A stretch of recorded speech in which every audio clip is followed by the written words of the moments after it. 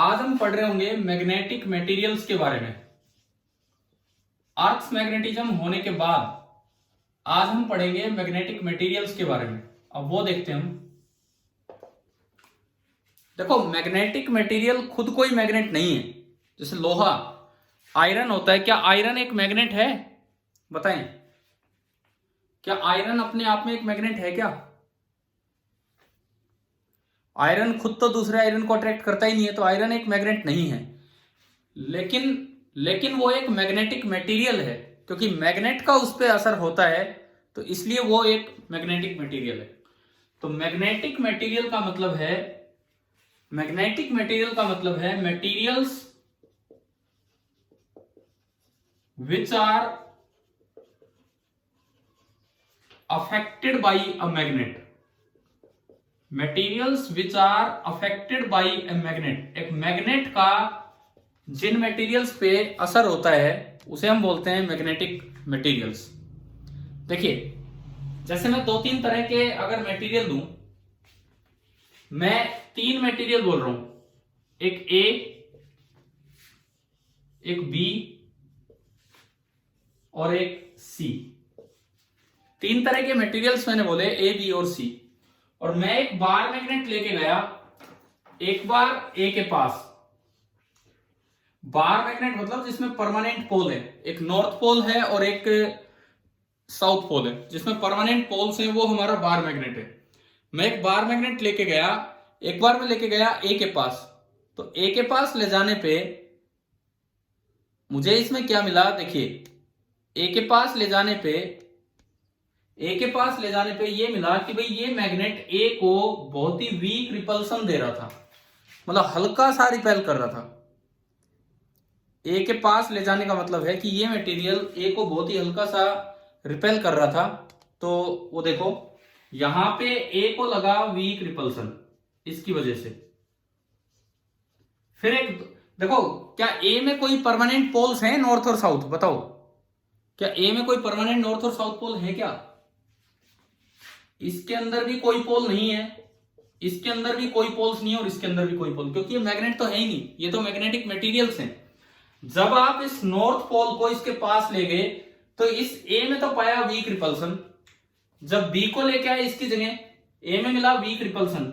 जब मैं बी को उठा के यहां लेके आया, नंबर टर्न बाय टर्न, बारी बारी सबका नंबर आएगा, बी को लेके आया तो उसमें मिला वीक अट्रैक्शन। बी में मिला वीक अट्रैक्शन, यानी कि ये एक अलग तरह का मटेरियल है, वो एक अलग तरह का मटेरियल है।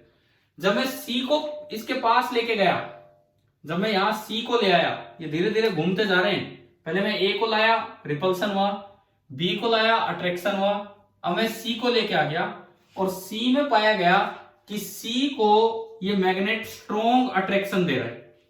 तो ये तीन तरह के मैग्नेटिक मटेरियल्स होते हैं। सुने कौन कौन से? पहले वो कि मैग्नेट उनके पास लेके जाओगे तो मैग्नेट उनको हल्का सा रिपेल करेगा, बहुत स्ट्रॉन्ग नहीं, बहुत ही हल्का सा रिपेल करेगा। ये आपका पहला मटेरियल है। दूसरा वो जिसको मैग्नेट हल्का सा रिपेल करेगा, दूसरा वो जिसको मैग्नेट हल्का सा अट्रैक्ट करेगा, और तीसरा वो होता है जिसको मैग्नेट स्ट्रांगली अट्रैक्ट करता है। बताओ, आयरन कौन से कैटेगरी में आता है? ए, बी और सी में स्ट्रांगली अट्रैक्शन।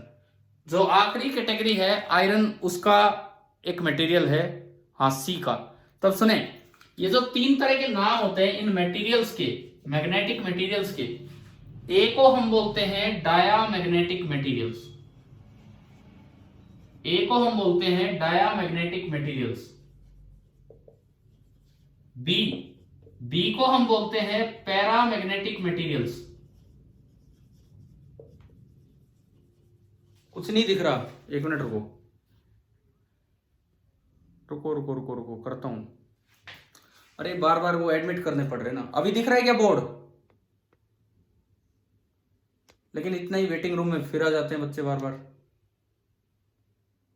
वेटिंग रूम चलता रहता है। कोई नहीं, अच्छा देखो, तो अभी फिर ज्वाइन हो जाएगा, डायरेक्ट ज्वाइन हो जाता वेटिंग रूम ऑफ करके।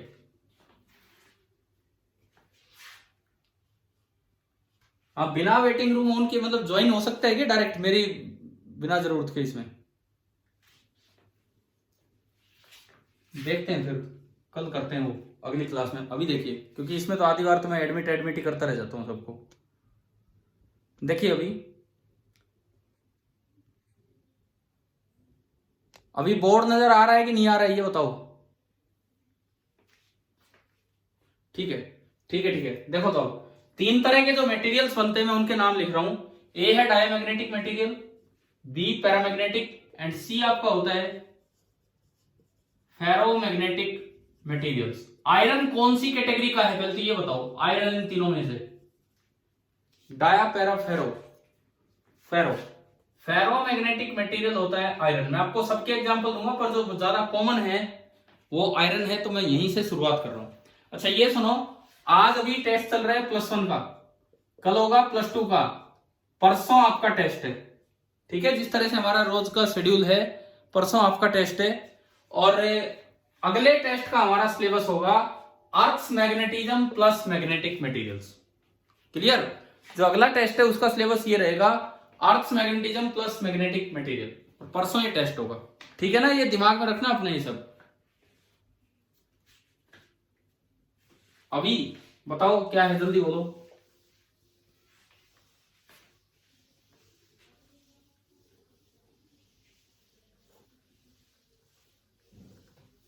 अगर वो अट्रैक्ट या रिपेल हुआ है तो पोल शो होने के कारण ही रिपेल या अट्रैक्ट हो रहा है।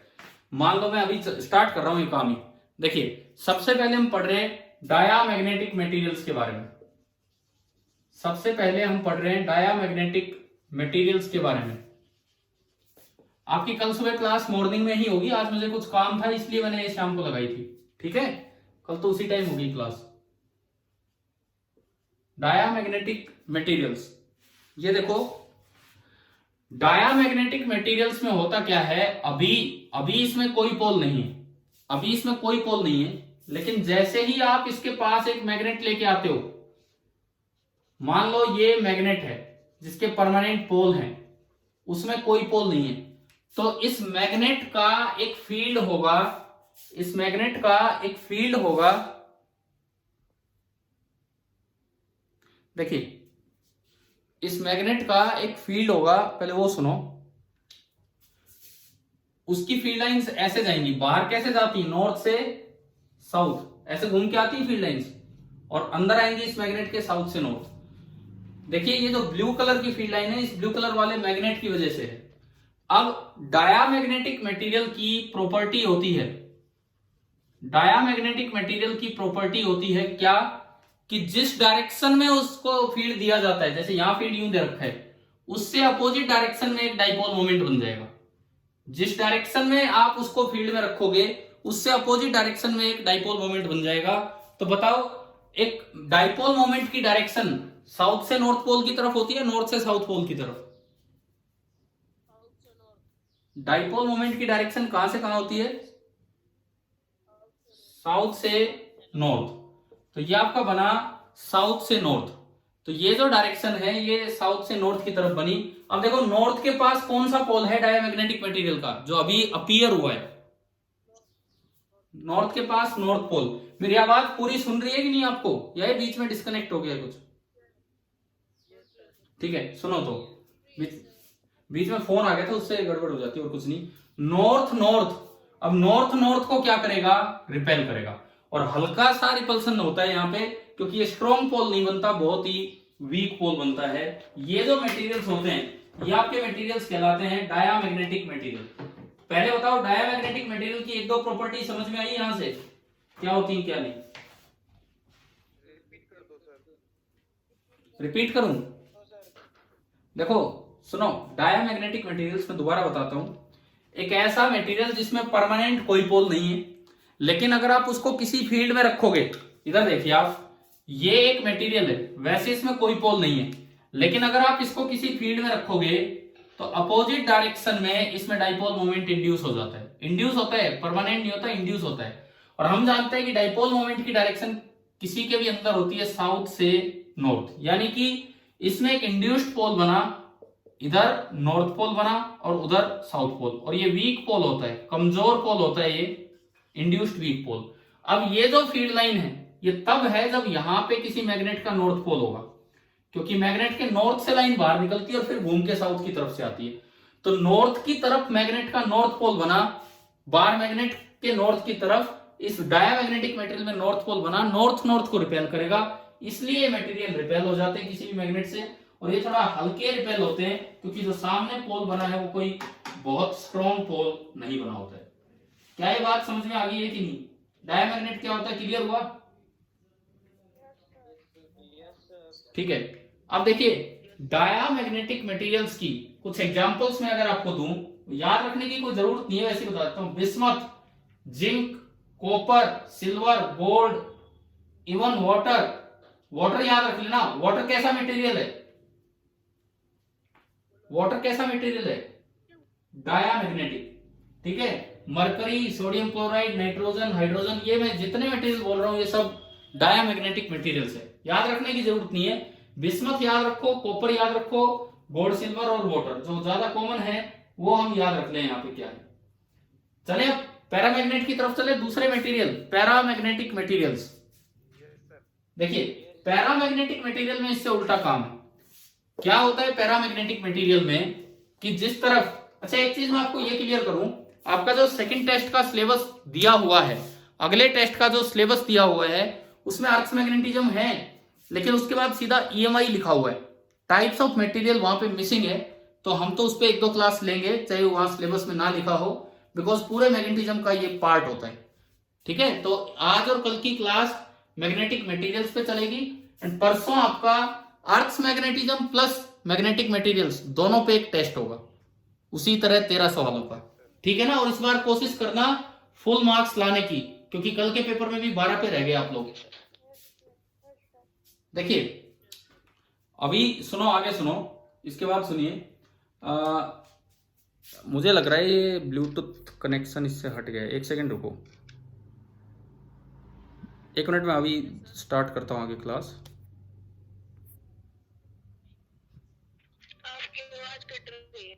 हाँ हाँ मैं देखता हूँ 1 मिनट। ये भी कनेक्टेड है, थोड़ा सा नेटवर्क ही स्लो है बिकॉज मेरा ब्रॉडबैंड कनेक्शन तो आ नहीं रहा है अभी, तो मैं तो मोबाइल के ही नेटवर्क से चला रहा हूँ ये क्लास। चलिए कोई नहीं, चलने दीजिए अभी जैसे भी है, जितनी भी देरी क्लास हो पाएगी देखते हैं अभी। देखो अब आते हैं दूसरे मटेरियल जिसको हम नाम दे रहे हैं पैरामैग्नेटिक मटेरियल। पैरामैग्नेटिक मटेरियल, इसमें क्या होता है कि इसकी ये प्रॉपर्टी होती है कि जिस डायरेक्शन में इसको फील्ड दिया जाएगा उसी डायरेक्शन में डाइपोल मोमेंट इंड्यूस होगा। सपोज ये कोई पैरामैग्नेटिक मटेरियल है, सपोज ये कोई पैरामैग्नेटिक मटेरियल है, अगर इसको इस तरह फील्ड में रखा गया तो इसी डायरेक्शन में इसमें एक डाइपोल मोमेंट इंड्यूस होगा। अब डाइपोल मोमेंट की डायरेक्शन होती है साउथ पोल से नॉर्थ पोल, यानी कि इसमें इधर इंड्यूस हुआ साउथ पोल और इधर इंड्यूस हुआ नॉर्थ पोल, परंतु ये वीक पोल इंड्यूस होते हैं, हल्के पोल। अब बताओ बी अगर ऐसे है तो इसका ये मतलब है कि आपने मैग्नेट ऐसे रखा हुआ था कि ये उसका नॉर्थ था और ये उसका साउथ था, तभी ये फील्ड लाइन ऐसे घूम के और आगे से यूं आनी। तो नॉर्थ की तरफ अगले में साउथ अपीयर हुआ, ये परमानेंट पोल है, ये परमानेंट पोल है, वो टेम्परेरी पोल है। नॉर्थ की तरफ साउथ अपीयर हुआ तो बताओ बार मैग्नेट इसको अट्रैक्ट करेगा कि रिपेल करेगा? क्या करेगा बार मैग्नेट इसको? अट्रैक्ट। तो एक वीक अट्रैक्शन यहां पे होता है, एक हल्का सा अट्रैक्शन यहां पे होगा। ये जो मटेरियल होते हैं इस तरह के मटेरियल, इन्हें हम बोल देते हैं पैरामैग्नेटिक मटेरियल। पैरामैग्नेटिक सब्सटेंस आगे समझ में क्या काम है, क्या प्रॉपर्टी है। अच्छा इसके एग्जांपल में अगर आपको बताऊं, aluminium, calcium, chromium, lithium, magnesium, oxygen, platinum, tungsten, ये इतने एग्जांपल है। एग्जांपल्स याद रखने की जरूरत नहीं है, एक दो याद रखो। डायामैग्नेटिक के याद हो गए एक दो, बताइए डायामैग्नेटिक के कौन कौन से थे? Bismuth, copper, silver, gold and water, इतने याद रख लो। ठीक है। पैरामैग्नेटिक में सुनो, एल्यूमिनियम, कैल्शियम, एक ऑक्सीजन और एक जो बल्ब का फिलामेंट होता है। बल्ब का फिलामेंट कौन सा मटेरियल होता है? टंगस्टन। ये सारे आपके पैरामैग्नेटिक कैटेगरी के हैं। अब आते हैं फेरोमैग्नेटिक सब्सटेंस, जो असल में मैग्नेटिक सब्सटेंस वही होते हैं, क्योंकि ये इतना हल्का रिपल्सन और अट्रैक्शन, इसको बिना लैब के हम महसूस भी नहीं कर पाते कि ये अट्रैक्शन है या रिपल्सन है। लेकिन अब आप देखिए फेरोमैग्नेटिक सब्सटेंस उसमें देखिए क्या होगा क्या नहीं होगा, उसको चल जाते हैं। फेरोमैग्नेटिक सब्सटेंस ऐसा होता है कि वो वेट ही कर रहा होता है कि उसको कोई मैग्नेटिक फील्ड दिखे। फेरोमैग्नेटिक सब्सटेंस, अभी कोई पोल नहीं है इसमें, अभी कोई भी पोल नहीं है इस फेरोमैग्नेटिक सब्सटेंस में, लेकिन जैसे ही कोई फील्ड आएगा, जैसे ही कोई फील्ड आएगा, एक स्ट्रॉन्ग डाइपोल मोमेंट इंड्यूस हो जाएगा अपोजिट डायरेक्शन में। अपोजिट डायरेक्शन में एक स्ट्रॉन्ग डाइपोल मोमेंट इंड्यूस हो जाएगा, अपोजिट में नहीं सॉरी, सेम डायरेक्शन में। अब बताओ डाया में कौन सी डायरेक्शन में होता है, डाया में कौन सी डायरेक्शन में आ रही है? अपोजिट। पैरा में सेम, तो फेरो में भी सेम ही होता है लेकिन स्ट्रॉन्ग, सेम डायरेक्शन में और स्ट्रॉन्ग होता। तो अगर वो डायरेक्शन बनी तो इसका मतलब ये साउथ पोल बना और ये नॉर्थ, लेकिन ये स्ट्रॉन्ग इंड्यूस्ड पोल है। साउथ पोल तो बना परंतु ये स्ट्रॉन्ग इंड्यूस्ड पोल है। भाई अगर किसी बच्चे को आवाज सुनने में दिक्कत हो रही है तो मैं वीडियो रिकॉर्ड कर रहा हूं, ये जस्ट इसके बाद ही मैं डाल दूंगा अगर आवाज में कहीं भी कोई प्रॉब्लम आ रही है तो। अभी देख लीजिए आप। अब ये तो फील्ड लाइन आई होगी, कैसे आई होगी सुने। ये एक मैग्नेट होगा, ये उसका नॉर्थ पोल होगा, ये उसका साउथ पोल, और ये इसमें परमानेंट पोल्स होंगे। ये एक बार मैग्नेट है, यानी कि इसकी फील्ड लाइन ऐसे घूम के आ रही होंगी कहीं से यूं।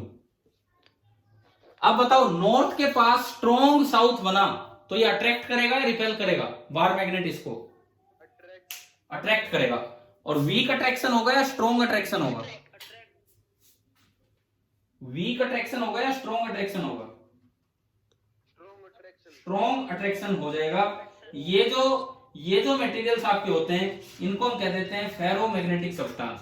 और कहीं भी मैग्नेटिक फील्ड बढ़ाना हो, जैसे सोलेनोइड में, टोरॉइड में, कहीं भी मैग्नेटिक फील्ड बढ़ाना हो तो उसकी कोर में आप ये वाले सब्सटेंस डाल दीजिए, फेरोमैग्नेटिक सब्सटेंस। इसके एग्जांपल है आयरन, कोबाल्ट, निकल। ये 2-3 एग्जांपल याद रख लो।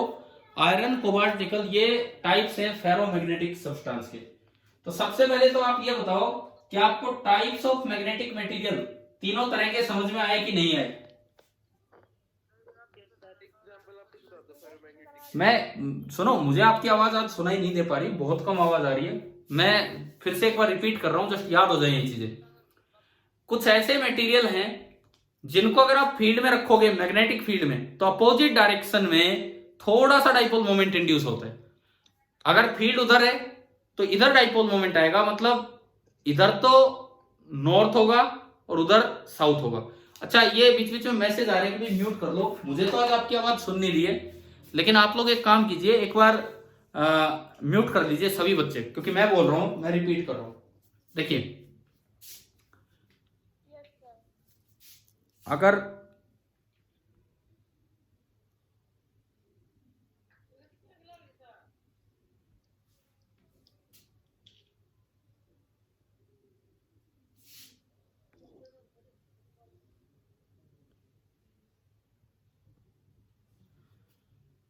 अब देखो, आप सुनो मेरी बात बस। मैंने आपको एक बार म्यूट किया है, अब आप मेरी आवाज सुनिए केवल, और ये वीडियो देखते चले क्या है क्या नहीं। हमने 3 तरह की बातें अभी पढ़ी, केवल 3 तरह की बातें, 3 तरह के मटेरियल। सबसे पहला मटेरियल डायामैग्नेटिक मटेरियल। ये ऐसा मटेरियल है कि अगर आप इसको एक्सटर्नल फील्ड में रखोगे, वैसे इसमें कोई पोल नहीं है, एक्सटर्नल फील्ड में रखोगे तो अपोजिट डायरेक्शन में एक वीक डाइपोल मोमेंट इंड्यूस होगा। इसका मतलब अपोजिट डायरेक्शन में डाइपोल मोमेंट इंड्यूस करवाने का मतलब है कि इधर की तरफ नॉर्थ बनेगा और उधर की तरफ साउथ बनेगा। मैंने इसको एक्सटर्नल फील्ड में रखा, फील्ड उधर है तो इधर की तरफ नॉर्थ अपीयर हुआ। अब फील्ड उधर तब होगा जब बार मैग्नेट का नॉर्थ इस साइड हो, बार मैग्नेट के नॉर्थ की तरफ इसका नॉर्थ बना तो नॉर्थ को रिपेल करेगा, लेकिन हल्का नॉर्थ बनता है तो बड़ा हल्का सा रिपल्सन होता है। ये आपके होते हैं डायामैग्नेटिक मटेरियल। इनके एग्जांपल आप 2-3 याद रख लीजिए, बिस्मथ, जिंक, एटलीस्ट 2 तो याद रखे। वैसे मैंने बता दिया गोल्ड, सिल्वर और वाटर, इस तरह के एग्जांपल्स। उसके बाद पैरामैग्नेटिक सब्सटेंस। पैरामैग्नेटिक सब्सटेंस क्या होते हैं? पैरामैग्नेटिक सब्सटेंस में जैसे ही आप कोई बाहर से फील्ड लाओगे, जैसे ही आप कोई मैग्नेटिक फील्ड लाओगे, पैरामैग्नेटिक सब्सटेंस में सेम डायरेक्शन में एक डाइपोल मोमेंट इंड्यूस हो जाएगा। यानी कि अगर मैग्नेटिक फील्ड आगे है तो आगे की तरफ नॉर्थ बनेगा, इधर साउथ, और मैग्नेटिक फील्ड आगे देने के लिए बार मैग्नेट का नॉर्थ इधर होना चाहिए, तो नॉर्थ की तरफ इस मटेरियल में साउथ बना तो नॉर्थ साउथ को अट्रैक्ट करेगा, परंतु हल्का साउथ बनता है तो इस वजह से हल्का ही अट्रैक्शन आ पाता है। तीसरा हमारा मटेरियल है फेरोमैग्नेटिक मटेरियल, जो बड़े कॉमन होते हैं, जो हमें दिख जाते हैं। आयरन, जिसको लोहा अट्रैक्ट कर ले, जिसको चुंबक मैग्नेट अट्रैक्ट कर लेता है, ये आपके फेरोमैग्नेटिक मटेरियल है। इनमें क्या प्रॉपर्टी है कि जैसे ही आप एक फेरोमैग्नेटिक सब्सटेंस को बार मैग्नेट के पास रखेंगे तो उसका फील्ड इधर आया, तो इसमें सेम डायरेक्शन में स्ट्रॉन्ग डाइपोल मोमेंट इंड्यूस होगा। अच्छा, फील्ड इधर आने का तरीका है कि बार मैग्नेट का नॉर्थ इधर होगा, और उधर इंड्यूस होने का मतलब है कि इसमें साउथ इधर बना, नॉर्थ आगे, तो बार मैग्नेट के नॉर्थ की तरफ इसका साउथ बना तो नॉर्थ साउथ को अट्रैक्ट कर लेता है। इस वजह से मैग्नेट लोहे को अट्रैक्ट करता है। आयरन, कोबाल्ट, निकल, ये फेरोमैग्नेटिक के एग्जाम्पल है। शायद आपको ये तीनों बातें समझ में आ गई होंगी यहां तक जो मैंने समझाई हैं। अब देखो इसके बाद सुने,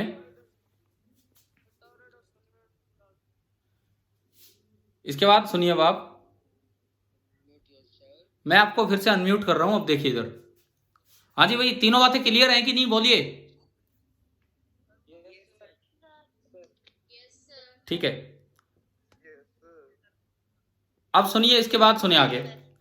फेरोमैग्नेटिक मटेरियल दो तरह के होते हैं। आज इसमें मटेरियल्स की चर्चा करनी है।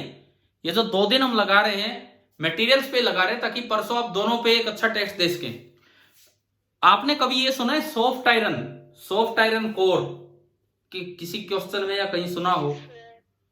बहुत बार लिखा रहता है कि सोलेनोइड में सॉफ्ट आयरन कोर है, टोरॉइड में सॉफ्ट आयरन कोर है, ट्रांसफॉर्मर में सॉफ्ट आयरन कोर है।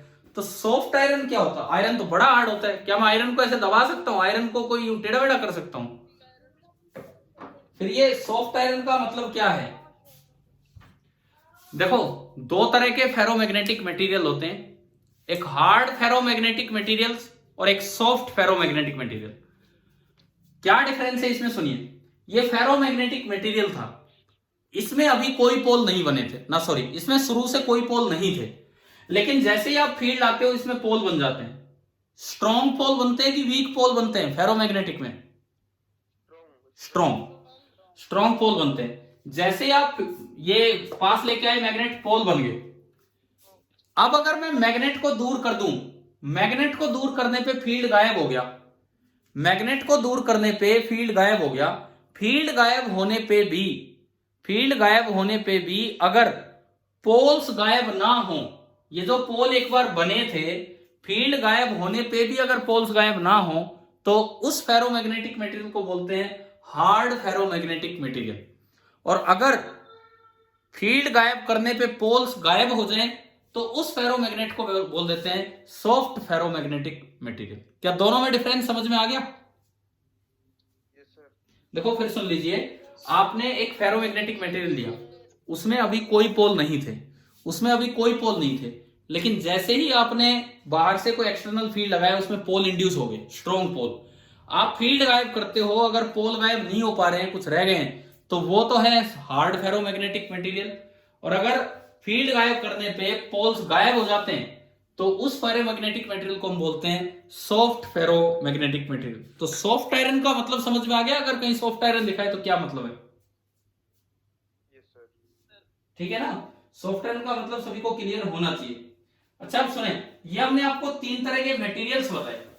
अब अलग अलग जगह अलग अलग तरह के मटेरियल्स लिए जाते हैं, अलग अलग जगह पे अलग अलग तरह के मटेरियल्स लिए जाते हैं, तो हमें इनका यूजेस पढ़ना चाहिए कि कहां पे कौन से मटेरियल यूज किए जाते हैं। देखो सुनो, 3 एप्लीकेशंस हम याद रखें और मटेरियल की प्रॉपर्टी याद रखें कि भाई कहां पे कौन सा मटेरियल यूज करना है।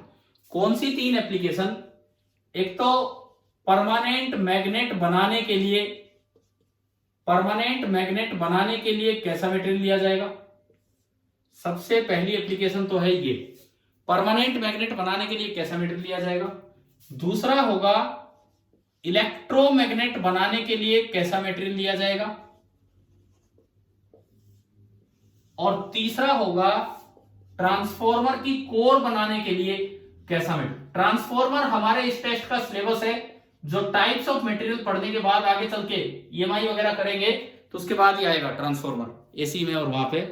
तो हमें 3 बातें याद रखनी है कि भाई टाइप्स ऑफ मटेरियल हमें ये 3 बातें याद रखनी है कि टाइप्स ऑफ मटेरियल कैसा लेना होगा परमानेंट मैग्नेट बनाने के लिए, इलेक्ट्रोमैग्नेट बनाने के लिए या ट्रांसफॉर्मर कोर बनाने के लिए। मैं शुरुआत करता हूं परमानेंट मैग्नेट। परमानेंट मैग्नेट समझ गए हो क्या होते हैं भाई? ऐसा आइटम, ऐसा कोई मटेरियल जिससे आप चुंबक बना सके। नेचुरल मैग्नेट नहीं है, हम आर्टिफिशियल मैग्नेट बना रहे हैं जो परमानेंटली पोल्स अपने आप सस्टेन कर सके। उनके लिए आप 2 बातें याद रखें कि ऐसे मटेरियल्स में 2 प्रॉपर्टीज होनी चाहिए। मैं इनका मतलब अभी बताऊंगा, पहले आपको याद करवा रहा हूं। High retentivity and high coercivity. इन दोनों चीजों का मतलब अभी हम बताएंगे। परमानेंट मैग्नेट केवल फेरोमैग्नेटिक मटेरियल से बनते हैं और ऐसे फेरोमैग्नेटिक मटेरियल आपको लेने होंगे जिनकी हाई रिटेंटिविटी हो और हाई कोएर्सिविटी हो। ये रिटेंटिविटी और कोएर्सिविटी अगर अभी समय मिला तो मैं इसके बाद कन्वर्ट आपको सिखा रहा हूँ कि क्या होता है। पहले मैं आपको याद करवा रहा हूँ चीजें। उसके बाद आता है इलेक्ट्रोमैग्नेट। इसके बाद आता है इलेक्ट्रोमैग्नेट। अच्छा, इलेक्ट्रोमैग्नेट पे आने से पहले मैं एक और बात बता दूं। इसमें अब वो ऑप्शंस पे डिपेंड करता है क्या दे रखा है। एक और भी प्रॉपर्टी इसमें होनी चाहिए, हाई परमिएबिलिटी। यार मैंने पीछे क्लासेस में ये टर्म तो यूज की है ना, नीचे वाली परमिएबिलिटी, म्यू नॉट। जैसे इलेक्ट्रोस्टैटिक्स में परमिटिविटी होता था, ऐसे यहां पे परमिएबिलिटी होता है। तो अगर आपको परमानेंट मैग्नेट बनाने के लिए कोई मटेरियल चाहिए तो इस तरह का मटेरियल होना चाहिए जिसमें हाई रिटेंटिविटी हो, हाई कोएर्सिविटी हो और हाई परमिएबिलिटी हो। अच्छा भाई सुनो, अभी आज मैं खाली यही बता पाऊंगा ये 3 के लिए कैसा कैसा मटेरियल, क्योंकि मैसेज आ चुका है कि भाई टाइम लिमिट में मतलब 10 मिनट ही बचे हैं मुश्किल से। तो आप ये 3 तो समझिए कि क्या क्या होना चाहिए। परमानेंट मैग्नेट है क्या, उसका मतलब आपको पता है कि आर्टिफिशियली आप एक ऐसी चीज बना दें जो आगे मैग्नेट की तरह बिहेव करे। तो यूं बताओ, अगर वो आगे मैग्नेट की तरह बिहेव करे तो वो हार्ड फेरोमैग्नेट होना चाहिए कि सॉफ्ट फेरोमैग्नेट होना चाहिए? हार्ड होना चाहिए। लेकिन उसमें भी अच्छा तब होगा जब मटेरियल की हाई रिटेंटिविटी हो, हाई कोएर्सिविटी हो और हाई परमिएबिलिटी हो। ये 2 टर्म्स मैं आपको बताऊंगा। चलिए अब इलेक्ट्रोमैग्नेट पे चलते हैं। इलेक्ट्रोमैग्नेट क्या होता है? जैसे एक सोलेनोइड आपने लिया, इलेक्ट्रोमैग्नेट बताता हूं। एक सोलेनोइड आपने लिया और उसके ऊपर वायर्स लपेट दी, एक सॉफ्ट आयरन अंदर डाल दिया। यहां पे जो मटेरियल है दैट इज सॉफ्ट आयरन। यहां पे जो मटेरियल है this is soft iron core, वो अंदर हमने डाला। इलेक्ट्रोमैग्नेट आप करंट फ्लो करवाओगे तो उसमें पोल्स बनेंगे। यूं करंट फ्लो कर रहे हैं तो इधर नॉर्थ पोल हो गया और इधर साउथ पोल। आप इसके पोल्स इंटरचेंज भी कर सकते हो बैटरी यूं लगा के। यूं लगा दोगे तो इधर नॉर्थ हो जाएगा, इधर साउथ हो जाएगा और करंट उल्टा फ्लो करने लगेगा।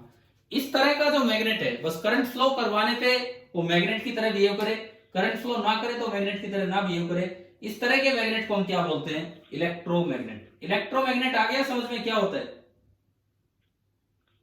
हाँ जी, क्लियर है ना? इलेक्ट्रोमैग्नेट में 2 प्रॉपर्टी आपको याद रखनी है, एक तो लो रिटेंटिविटी और एक हाई परमिएबिलिटी। इलेक्ट्रोमैग्नेट में आपको 2 प्रॉपर्टीज याद रखनी है, एक तो लो रिटेंटिविटी और एक high permeability. Low retentivity and high permeability, ये आपका होता है इलेक्ट्रोमैग्नेट। तीसरी चीज आती है ट्रांसफॉर्मर कोर। तीसरी चीज हमारी आती है ट्रांसफॉर्मर कोर। जब हम ट्रांसफॉर्मर पढ़ेंगे तो वहां पे कुछ ऐसे मटेरियल्स हमें लेने होंगे जिसके ऊपर वायर लपेटी जाएगी। अब वो जो कोर होगा, ये कोर ही बोलते हैं, ये इसकी इलेक्ट्रोमैग्नेट की कोर है, सोलेनोइड की, वो ट्रांसफॉर्मर की कोर होगी। तो ट्रांसफॉर्मर की कोर में हमें ऐसे मटेरियल लेने होते हैं, इनकी कुछ अलग प्रॉपर्टीज है। सबसे पहली बात, हाई रेजिस्टिविटी हो, उस मटेरियल में करंट कम फ्लो करे। ये बताऊंगा मैं आपको जब वो ट्रांसफॉर्मर पढ़ाऊंगा तब कि कैसे होता है। एक तो हाई रेजिस्टिविटी हो और दूसरी बात लो हिस्टैरिसीस लॉस हो। लो हिस्टैरिसीस लॉस। अच्छा एक मिनट, अब बोलो क्या, दोबारा बताऊं? दोबारा बोलिए, क्या कह रहे हो?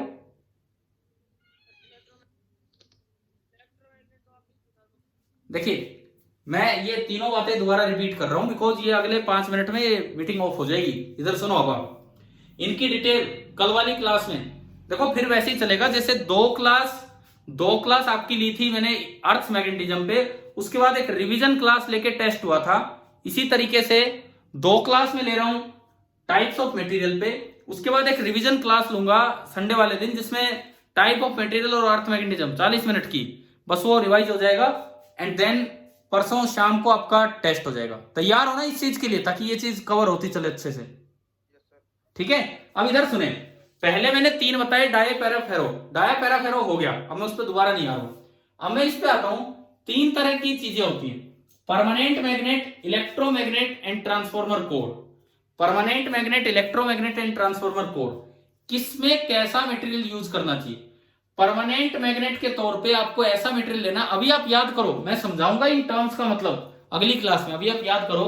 परमानेंट मैग्नेट के लिए ऐसा मटेरियल लेना है जिसकी रिटेंटिविटी हाई हो, कोअर्सिविटी हाई हो और परमिएबिलिटी हाई हो।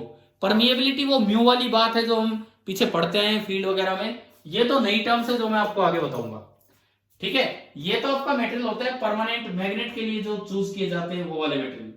और इसमें अक्सर जो दिए जाते हैं कोबाल्ट, एल्निको, टिकोनल, ये सब अलॉयज टाइप हैं। कोबाल्ट, एल्निको, टिकोनल, स्टील, इस तरह के मटेरियल्स लेके परमानेंट मैग्नेट बनाया जाता है।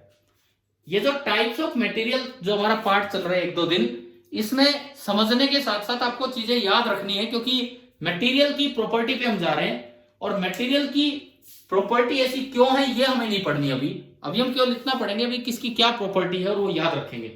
दूसरा मैंने बताया इलेक्ट्रोमैग्नेट। इलेक्ट्रोमैग्नेट वो होता है जो सोलेनॉइड के अंदर डाला जाता है कोर में, ताकि वो एक मैग्नेट की तरह बिहेव कर सके। अब इसमें हम ये चाहेंगे कि जब स्विच ऑफ हो तो पोल गायब हो। तो बताओ आप कैसा फेरोमैग्नेटिक मटेरियल चाहोगे, हार्ड या सॉफ्ट। हम ये चाहेंगे कि जब आप करंट को बंद करें तो इसके पोल्स गायब हो जाएं। तो आप कैसा मटेरियल चाहोगे इसके अंदर, हार्ड फेरोमैग्नेटिक या सॉफ्ट फेरोमैग्नेटिक। सॉफ्ट। इसकी 2 प्रॉपर्टी होती हैं, ये गायब होने वाली बात है, ये मैं सिखाऊंगा रिटेंटिविटी में। इसकी 2 प्रॉपर्टी होती है, लो रिटेंटिविटी हो और हाई परमिएबिलिटी हो। लो रिटेंटिविटी, जिसकी रिटेंटिविटी लो होगी वहां कोएर्सिविटी की बात नहीं आएगी, ये हम सीखेंगे जब हम इन टर्म्स का मतलब सीखेंगे तब। तो लो रिटेंटिविटी हो और हाई परमिएबिलिटी हो, ये आपके होते हैं इलेक्ट्रोमैग्नेट। और इसके लिए क्या यूज करना चाहिए मैंने बता दिया कि सॉफ्ट आयरन वहां पे एक मटेरियल है जो हमने यहाँ पे बताया आपको। अच्छा, उसके बाद सुनो तीसरा, ट्रांसफॉर्मर कोर। ट्रांसफॉर्मर की जो कोर है वो इस तरह की हो कि एक तो उसमें करंट ज्यादा फ्लो ना डेवलप हो, क्योंकि करंट से बड़ा हीट लॉस होता है। करंट कम चाहते हैं तो रेजिस्टेंस हाई हो, इसका मतलब उस मटेरियल की रेजिस्टिविटी क्या होनी चाहिए, कम होनी चाहिए। ये ईएमआई में पता लगेगा। Transformer is based on EMI, electromagnetic induction, जो अगला टॉपिक है कि कैसे उसमें करंट इंड्यूस हो सकता है। एक तो हाई रेजिस्टिविटी हो, एक उसमें एनर्जी लॉस होता है, जो उसमें एक हिस्ट्रेसिस एक टर्म पढ़ेंगे, एक लूप बनेगा। जितना नैरो ये लूप होगा उतना कम हिस्ट्रेसिस लॉस होगा। तो हमें दूसरी बात ये याद रखनी है कि ट्रांसफॉर्मर कोर में ये यूज किया जाता है सॉफ्ट आयरन। ऐसा मटेरियल यूज करना चाहिए जिसकी हिस्ट्रेसिस लॉस कम हो। अब आप बताएं क्या ये 3 बातें समझ में आ गई हैं क्या, तीनों में कैसे कैसे मटेरियल यूज करने। अभी मैंने बोला मैं इनका मतलब आज की क्लास में नहीं ले पाया हूं, मैंने केवल आपको ये बताया है कि प्रॉपर्टी एक बार फिर देख लो finally. Permanent magnet, high retentivity, high coercivity, high permeability. Electromagnet, low retentivity, high permeability. And transformer core, high resistivity and low hysteresis loss. ये 3 बातें आपको ध्यान रखनी है। अब बात ये आती है कि इनमें कई बार मटेरियल पूछ लिया जाए तो याद रखो यहां पे ये मटेरियल यूज किए जाते हैं और इन दोनों में जो मटेरियल यूज किए जा रहे हैं वो है सॉफ्ट आयरन। अच्छा, एक और चीज, स्टील और सॉफ्ट आयरन, इनका कंपैरिजन, स्टील और सॉफ्ट आयरन का कंपैरिजन मैं कल की क्लास में लूंगा, जिसमें मैं आपको रिटेंटिविटी भी बताऊंगा क्या होती है, कोएर्सिविटी भी बताएंगे और हिस्ट्रेसिस लूप भी बताएंगे। तो एक बड़ा अच्छा टॉपिक ये है फेरोमैग्नेटिक मटेरियल्स का। ये सब फेरोमैग्नेटिक मटेरियल चल रहे हैं, वो यूज हो रहे हैं, डाया या पैरो यूज नहीं हो रहे। ठीक है, तो आगे हम कल बढ़ते हैं। अब टाइम होने वाला है, 1-2 मिनट बचे होंगे। Okay, bye. अच्छा, कल क्लास मॉर्निंग में है, ये ध्यान रखना, ठीक है।